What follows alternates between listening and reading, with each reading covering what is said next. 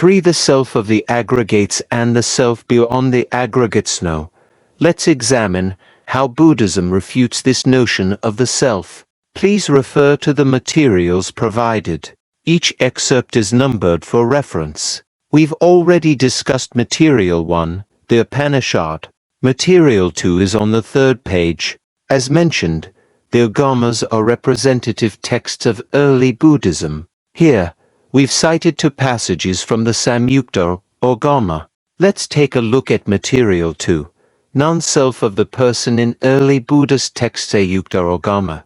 This form is subject to cessation, feeling, perception, mental formations, and consciousness are all subject to cessation.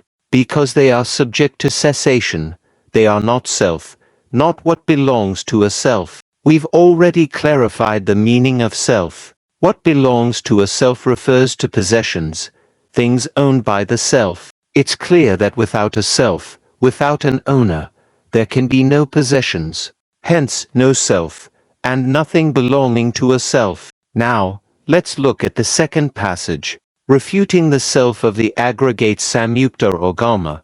Form is impermanent, feeling is impermanent, perception is impermanent, mental formations are impermanent, and consciousness is impermanent. What is impermanent is suffering. What is suffering is not self, not what belongs to a self. These passages convey the idea that the 5 aggregates are not self. As you all know, the 5 aggregates, form, feeling, perception, mental formations, and consciousness, encompass all physical and mental phenomena, all aspects of life. The Buddha taught that these phenomena are not self because they are all impermanent, subject to change and cessation. We should now be able to grasp this reasoning. We analyzed earlier how the self, as the subject, must be permanent and unchanging. Any change would negate its identity as the self. However, we know that the 5 aggregates are impermanent, subject to change and cessation. Therefore, they cannot be the self. Later, Buddhism coined the term self of the aggregates to describe the view that equates the 5 aggregates with the self. These 5 aggregates roughly correspond to the physical and mental aspects of the self that were rejected in the Upanishads. Therefore, the notion of a self of the aggregates is untenable. The 5 aggregates are not self. Comparing this with Brahmanism, we can see that they share this view.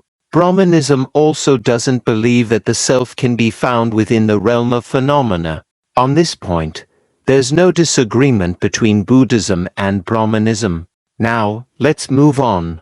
Brahmanism posits an ultimate self, an essence that transcends all physical and mental phenomena.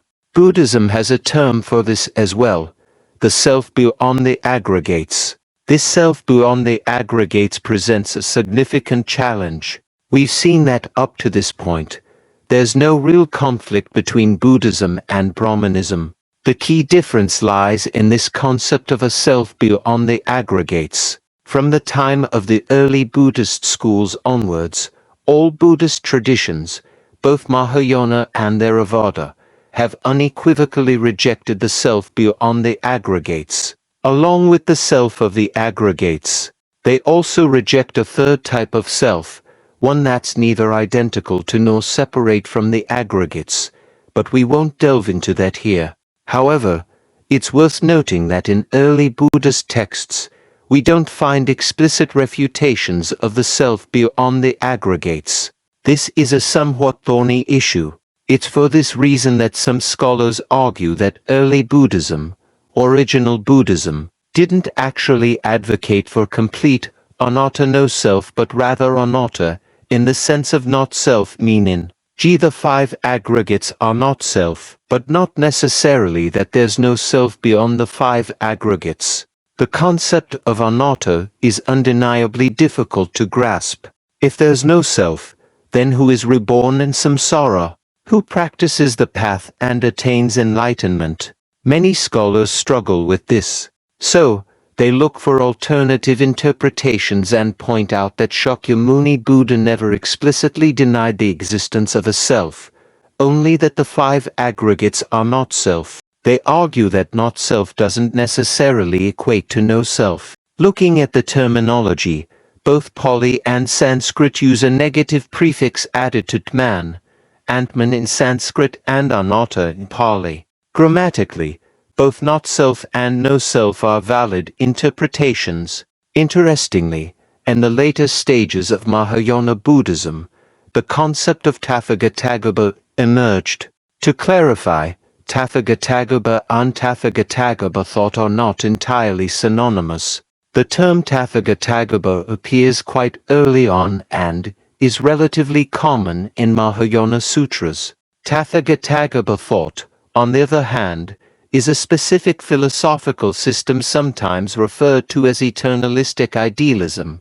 It's not accurate to equate the term Tathagatagarbha with Tathagatagarbha thought.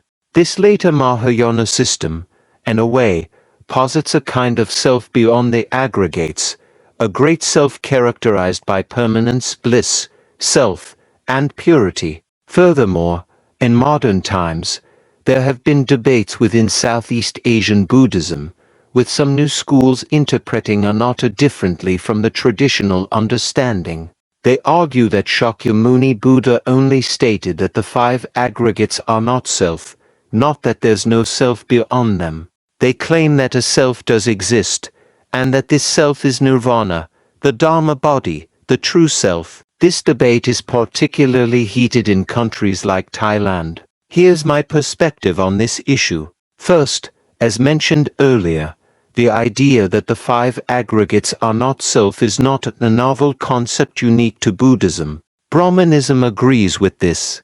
Only ordinary people, lacking philosophical insight, would mistake the physical body or the ego consciousness for the true self. No self-respecting philosopher would hold this issue implicitly. Material for presents a lengthy passage from the Samyukta Agama that analyzes the 12 links of dependent origination, a fundamental Buddhist doctrine. The structure of each link's analysis is quite similar. I've selected two segments for our consideration. Refuting the self beyond the aggregates. Samyukta Agama, the Buddha told Parasati, I do not say that there is a feeler. If I were to say that there is a feeler, you would ask, who is it that feels? You would also ask, what is the cause for feeling to rise? To which I would reply, contact is the cause for feeling to rise, and feeling is the cause for craving to rise. He further asked, who is it that experiences feeling? The Buddha told Parasati, I do not say that there is an experiencer of feeling. If I were to say that there is an experiencer of feeling, you would ask, who is it that experiences feeling? You would also ask, what is the cause for feeling to rise? To which I would reply, contact is the cause for feeling to rise, and feeling is the cause for craving to rise. What is the Buddha conveying here? He's saying that it's valid to inquire about the causes and conditions that lead to the arising of phenomena. He's willing to explain the 12 links of dependent origination, how ignorance gives rise to volitional actions to consciousness, and so on, until we reach the 6 sense bases giving rise to contact, and contact to feeling. This is how the cycle of life and suffering unfolds.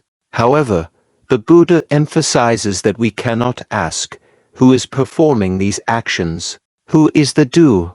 Who is the experiencer? He will not answer such questions. Why? Does the Buddha know the answer but refuse to tell us? I don't believe so. It's more likely that such a thing simply doesn't exist. There's no ultimate subject, no doer or experiencer, behind the phenomena of life. To ask such questions is to pose a false problem. Since there's no such entity, there's nothing to discuss. But then, if there's no such thing, why not just say so? Why not explicitly declare, there's no self? Why can't there be a permanent and changing subject behind ignorance giving rise to volitional actions to consciousness, and so on? While I've studied numerous early Buddhist texts, I haven't come across a definitive analysis of this specific point. However, later Buddhist texts do provide more explicit critiques of the self beyond the aggregates. They offer reasons why such an entity cannot exist. Let's take a look at Material 5, an excerpt from Nagarjuna's Maklammadya Makorik. Maklammadya Makorik 18.1 Kumarajiva's translation. If the self were the five aggregates, it would be subject to birth and death. If the self were different from the five aggregates, it would have no characteristics of the five aggregates.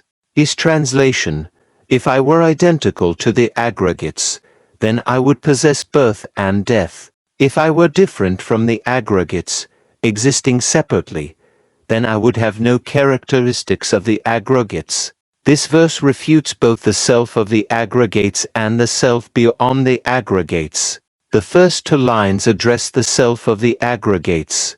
If the impermanent five aggregates were truly the self, it would contradict the notion of a permanent and changing self. The next two lines tackle the self beyond the aggregates.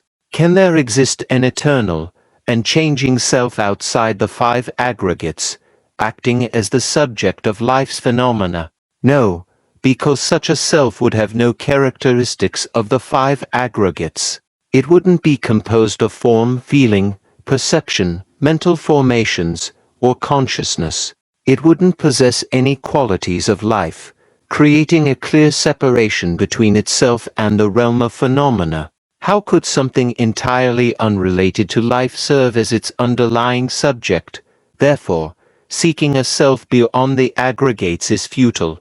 This self, devoid of any characteristics or functions of life, cannot be the source of life. Let's consider another example from the Yogacara school, specifically the Vijayaptimatrashad. Having already refuted the self of the aggregates, it states, the self beyond the aggregates is also untenable, for it would be like empty space, incapable of action or experience. If there were a self beyond the five aggregates, it would be like empty space, inert, unaffected, and incapable of agency. How could such an entity possibly be the subject of our lives? These examples demonstrate the clear and consistent line of reasoning employed by later Buddhist thinkers in their critique of the self beyond the aggregates. Recall the two characteristics of the ultimate self sought by Brahmanism: permanence and agency. Buddhism's refutation targets the inherent contradiction between these two characteristics.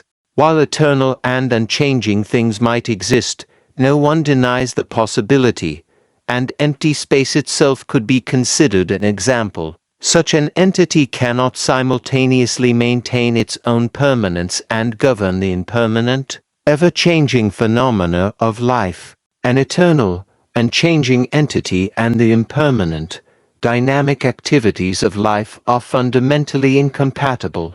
They cannot intermingle.